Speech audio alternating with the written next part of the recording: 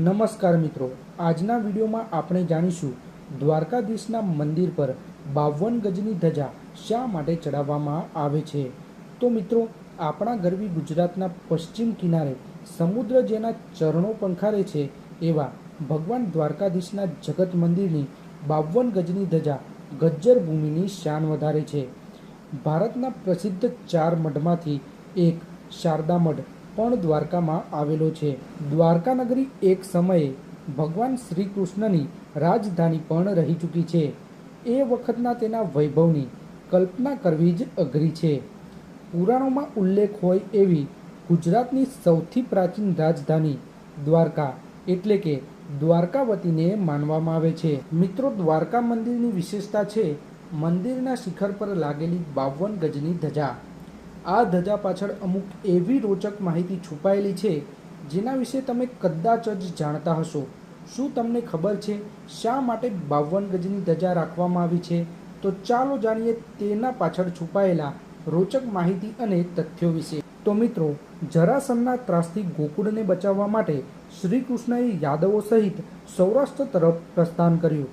આનંતના પુત્ર રૈવતને હરાવીને યાદવ વંશ સૌરાષ્ટ્રમાં અસ્તિત્વમાં આવ્યો। દ્વારકા પર એક લોકવાયકા પ્રમાણે કુલ 56 યાદવ રાજવીઓએ રાજ કરેલું।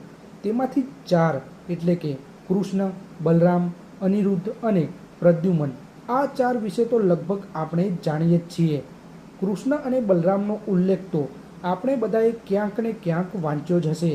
તેવી રીતે ઓખા હરણમાં કૃષ્ણના પુત્ર અનિરુદ્ધનો ઉલ્લેખ જોવા મળે છે। ટૂંકમાં આ 4 યાદવ રાજવીઓ દેવરાજા હતા, એટલે તેમને દેવ તરીકે પૂજવામાં આવે છે અને દરેકના મંદિર પણ છે અને મંદિર પર ધજાઓ પણ ફરકે છે।